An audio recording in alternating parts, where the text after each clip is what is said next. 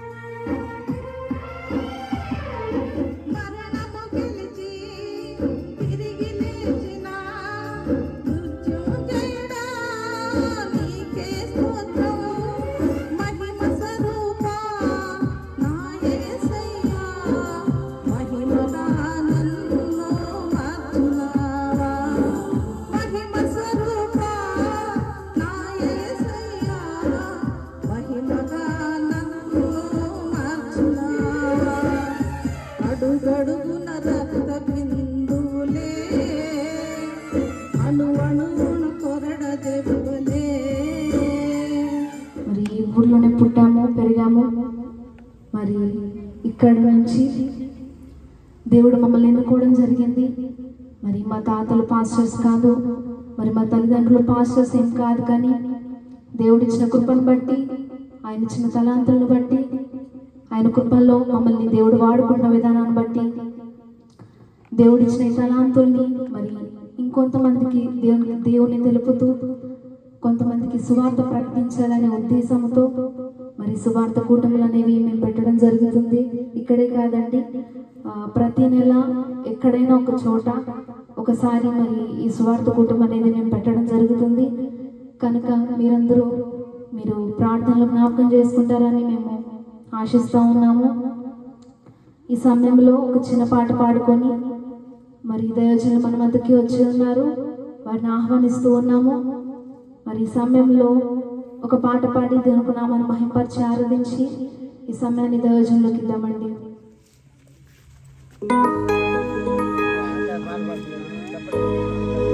నీ స్వరము వినిపించు ప్రభువా, నీ దాసుడాలకించు.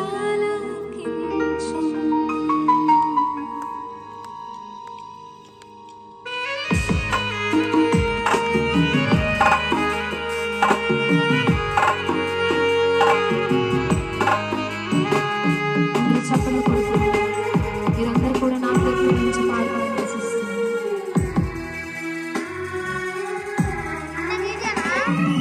నీ స్వరము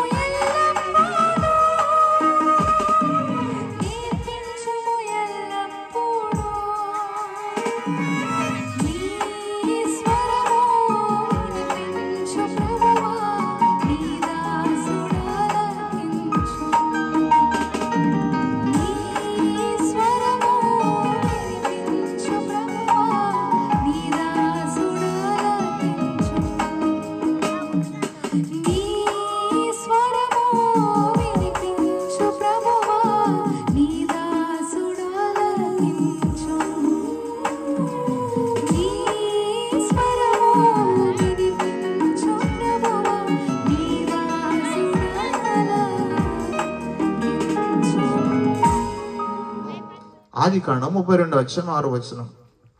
ఆదికాండం 32:6. ఆ దూతలు యాకోబు వద్దకు తిరిగి వచ్చి, అతడు 400 మందినితో వస్తామన్నాడు అని చెప్తా ఉన్నాడు. చూసారా, నీ సహోదరుడైనటువంటి ఏశావు దగ్గరికి వెళ్ళాము నాయన, కానీ ఆయన 400 మందిని తీసుకొని బయలుదేరాడు. అర్థమైపోయింది సీన్. ఇక్కడ అర్థమైపోయింది యాకోబుకి, ఆహా మా అన్న వచ్చాడండి అని చంపేస్తాడు ఇక్కడ. ఎందుకంటే ఏశావుకున్న కోపం అటువంటిది. ఏమండి, రావలసినటువంటి డబ్బులు ఎవడన్నా నీకు రావాల్సిన డబ్బులు ఎవడన్నా తీసుకొని వెళ్ళిపోయాడు అనుకోండి, నువ్వు చాలా సంతోషంగా ఉంటావా? చెప్పరేందండి, బలి తీసుకొని వెళ్ళే వెరీ గుడ్ అంటావా? నీ అక్కైనా, సొంత అక్కైనా, సొంత చెల్లైనా, ఇది చూడు నాకు రావాల్సినవి మా అమ్మ దగ్గరికి వెళ్ళి మాయ చేసి తీసుకెళ్ళిపోయింది, మాయ మాటలు చెప్పి. ఏమండి, ఎట్లాంటివి వస్తారో వస్తాయి ఖచ్చితంగా. ఏశావు కూడా మండిపోతుంది. 20 సంవత్సరాల నుంచి పగ లోపల పెట్టుకున్నాడేమో, 400 మందిని తీసుకొని బయలుదేరాడు. అర్థమైపోయింది యాకోబు ఇంకా సీన్. ఆహా మా అన్న వచ్చాడంటే నువ్వు చంపేస్తాడు. అయిపోయింది. ఇక ఏం చేయాలి ఇప్పుడు? అందరినీ పంపించేశాడంటే, భార్యల్ని, పిల్లల్ని, ఆయనకున్న గొర్రెలు, మందలు ఏమైతే ఉన్నాయో మొత్తం పంపించేశాడు. మొత్తం అందరినీ పంపించేసి ఒక ఇబ్బోకు రేవని అక్కడ ఆ ప్రాంతంలో ఆగిపోయాడు ఒక్కడే. రాత్రి వేళ అందరినీ పంపించేశాడు. ఎందుకంటే వీళ్ళందరినీ కూడా చంపేస్తే పిల్లల్ని, చిన్న పిల్లలు, మందలు ఇవన్నీ ఇక ఏశావు చేతిలోంచి బయటపడే మార్గం లేదు. ఇక చచ్చిపోవడమే. ఆయన వచ్చి చంపేస్తాడు, పిల్లలు చచ్చిపోతారు. కాబట్టి ఆ రాత్రి వేళ ఏం చేశాడంటే ఒక్కడే మిగిలిపోయాడండి. అందరినీ పంపించేశాడు. అయితే ఆ రాత్రి వేళ ఒక ఆయన వచ్చి యాకోబుతో పోరాడుతూ ఉన్నాడంట. యాకోబుతో పోరాడుతూ ఉన్నాడు. 32:24 చదవండి. యాకోబు ఒక్కడు మిగిలిపోయాడంట. ఒక నరుడు తెల్లవారు వరకు పెనుగులాడుతూ ఉన్నారు. ఇద్దరి మధ్య ఫైటింగ్ జరుగుతూ ఉంది, పెనుగులాట జరుగుతుందా. తాను అతని గెలవకుండు చూచి కొట్టెను.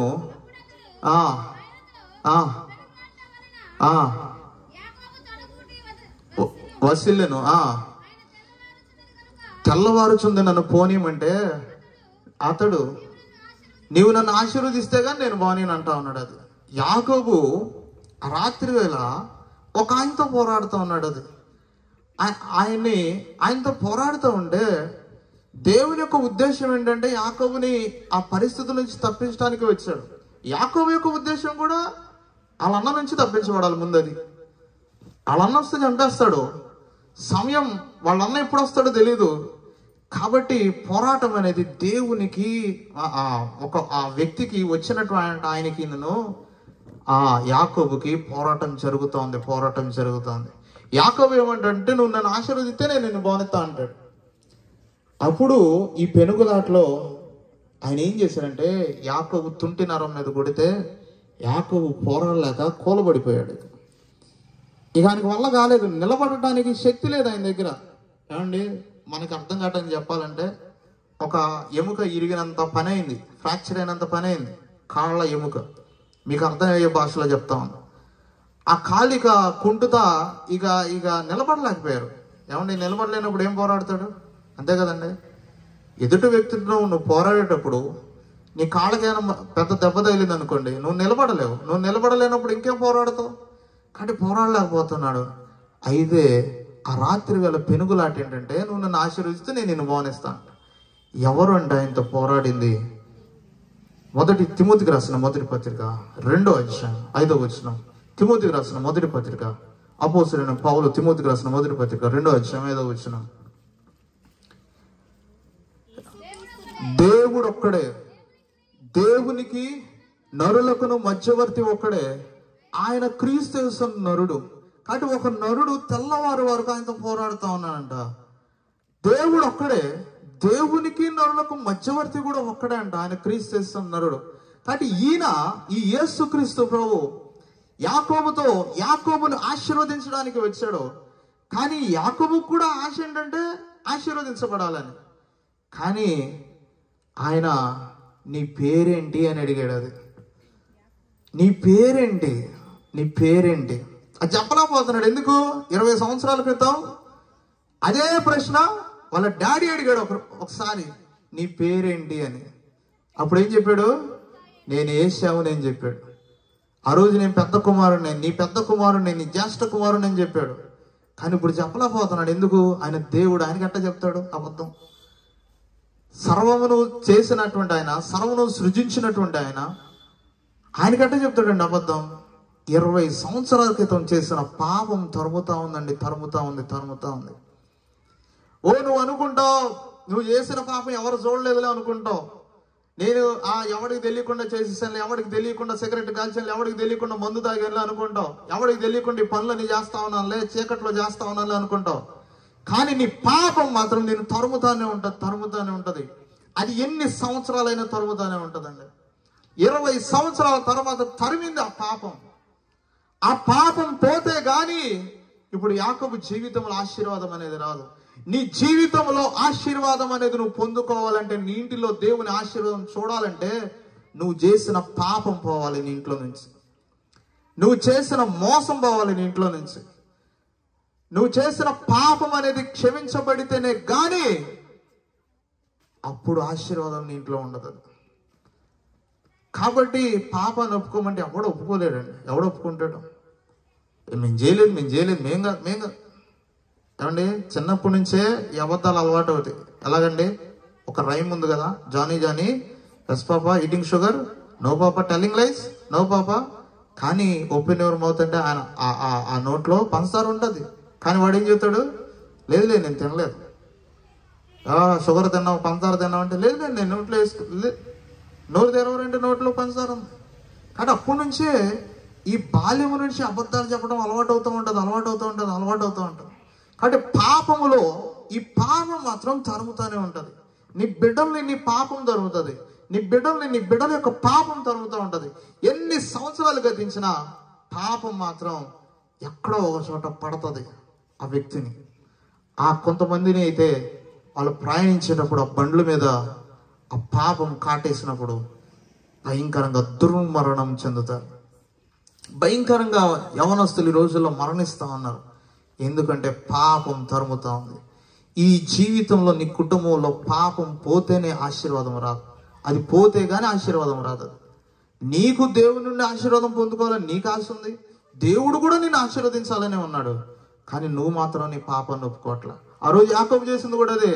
నీ పేరేంటి చెప్పమంటే చెప్పలేకపోతున్నాడు. అందుకే చివరికి దేవుడు ఆ తుంటినారం మీద కొడితే అప్పుడు కూలబడిపోయి అప్పుడు చెప్తున్నాడు, నా పేరు యాకోబు ఒప్పుకుంటా ఉన్నాడు. అప్పుడు దేవుడు ఆశీర్వదించాడు. 400 మందిని తీసుకొని వచ్చినటువంటి ఏశావు ఇద్దరు ఆ ఏశావు దగ్గరికి రాగానే ఏశావును యాకోబు ఇద్దరు ఒకరి మీద పడి ఒకరు ఏడుస్తా ఉన్నారు. ఆ 400 మంది ఏం చేయాలి వాళ్ళకి అర్థం కాలేదు. అలా చూస్తూ ఉండిపోయారు. దేవుని ఆశీర్వాదం ఈ రోజుల్లో నీ ఇంట్లో రావాలంటే, నీ ఇంటిలో దేవుని ఆశీర్వాదం ఉండాలంటే పాపం అనేది పోవాలి. పాపం అనేది పోకుండా దేవుని ఆశీర్వాదం రానే రాదు. దేవుని యొక్క ఆశీర్వాదం నీ గృహంలో ఉండాలంటే, దేవుని ఆశీర్వాదం నువ్వు పొందుకోవాలంటే పాపం నుంచి నువ్వు విడుదల పొందాలి.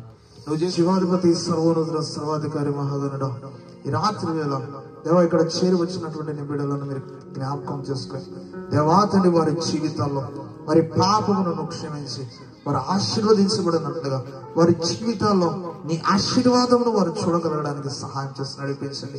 ఆత్మదేవ వారిని అట్టి పశ్చాత్తాపములోకి మీరు వారు నడిపించండి. ఈ మాటలు వారిలో ఫలింపచేయండి. ఈ మాటలు వారిలో నిలిచినడానికి సహాయం చేసి నడిపించమని వేడుకుంటున్నా.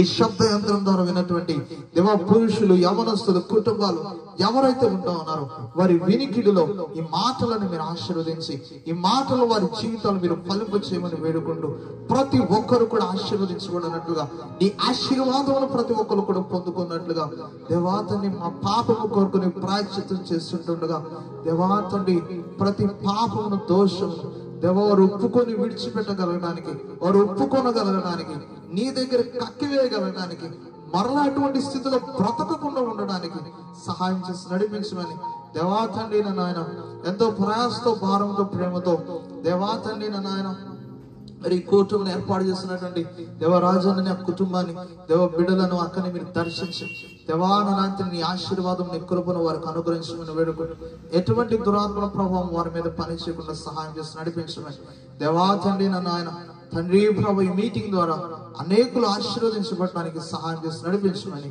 యేసు నామములో ప్రార్థిస్తున్నాను తండ్రి, ఆమేన్.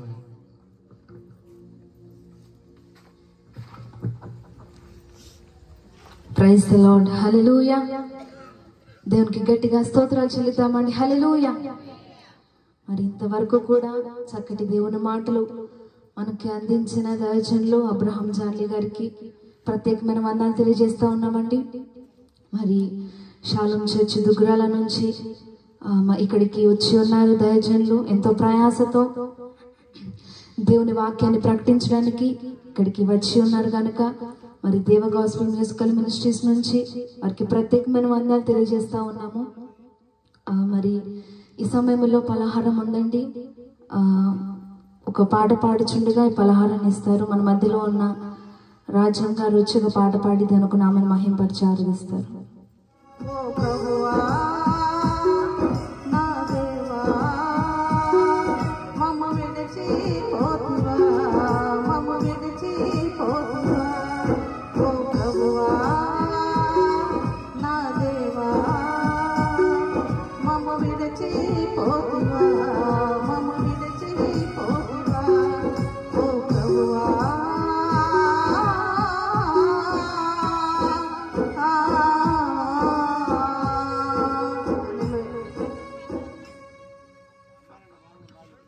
Praise the lord. దేవుని యొక్క శ్రేష్ఠమైన నామానికి మహిమ ఘనత ప్రభావం కలుగును గాక. మరి సమయం 9:30 అయిందండి. చెప్పిన విధంగానే 9:30కి ముగిస్తూ ఉన్నాము. మరి చివరిగా దయచేసి చివరి ప్రార్థన చేసి మరి ఆశీర్వదించాలని కోరుతున్నాను.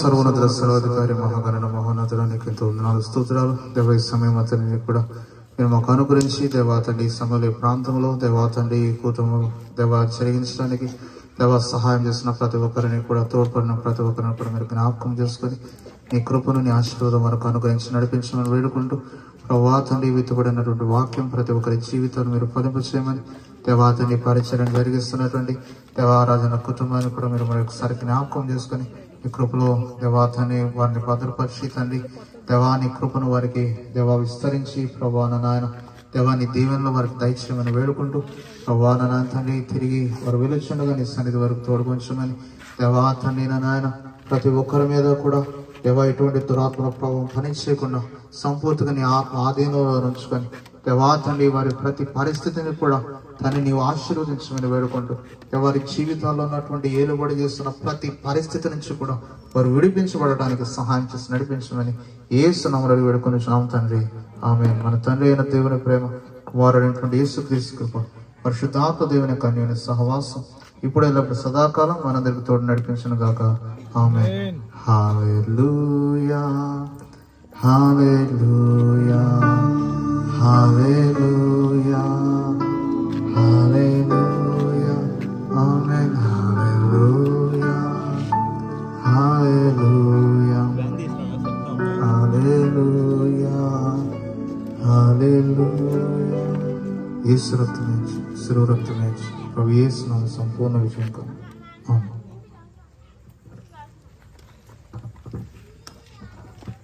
థ్యాంక్ యూ అండి. ఇప్పటి వరకు మీరు మరి మాకు సపోర్ట్ చేసి దేవుని వాక్యాన్ని విన్నందుకు ప్రతి ఒక్కరికి వందనాలు తెలియజేస్తున్నాం. సెలవు.